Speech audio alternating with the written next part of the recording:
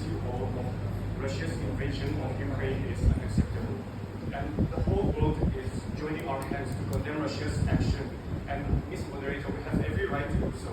Because after World War II ended in 1945, the United Nations was formed, and its first proposed statement was to prevent the future generations from the scourge of war. Twice in which our lifetime we have faced the untold sorrow for the mankind. And there is only two reasons stated by the UN Charter which allows an act of violence. First is on an act of self-defense, and secondly is on the UN authorization of the UN Security Council, Ms. Moderator. And Russia's invasion of Ukraine falls neither in both of the categories, which clearly proves that Russia's invasion of Ukraine is unacceptable and it is illegal. And for the second point, Ms. Moderator, I'd like to point out that Russia's invasion of Ukraine is clearly a manifest violation of the UN Charter, and it is also an act and a crime which violates the international law, which led to Amnesty International to for all those who participated to face the consequences for their violations. And the UN member states should get uphold and protect the UN Charter, Ms. Moderator, because it prohibits the act of violence for territorial integrity and independence of any nation state. And for the third point, Ms. Moderator, I'm quite surprised by the fact that none of the movers today have pinpointed the exact number of casualties in all the countries. And war has no positive side, Ms. Moderator. And even if Russia wins the war, it still has to face long-term consequences.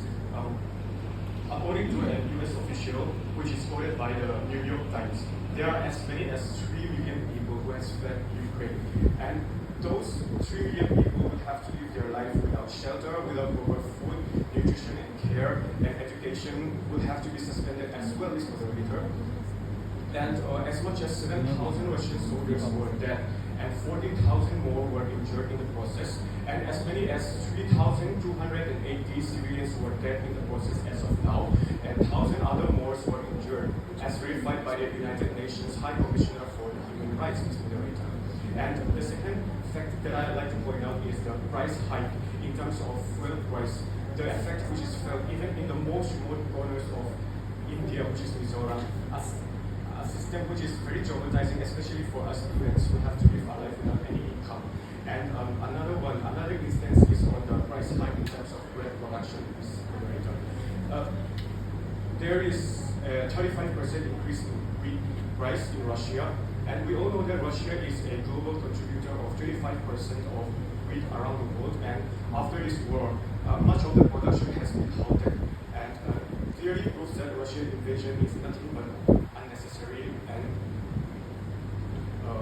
it's very lacking as well. And for the fourth and final point, Ms. Moderator, I'd like to point out the drastic consequences that is brought on by war, in terms of the deterioration of physical infrastructure and children's education being suspended, and the weakening of political and economic institutions, as well as the obvious loss of human lives. And as I've said before, children will have to live their life without education, and many people will have to live their lives being affected by this war in terms of mental health issues, and they will have PTSD, mental health issues in their lifetime, which will affect their normal function. And to conclude, Ms. Moderator, I'd like to point out that Ukraine and any other state should not have earned Russia's compliance with the law. And if there is any other violation in the future, the global community will be as vulnerable as Ukraine is now, which clearly proves that Russia's invasion of Ukraine is unnecessary.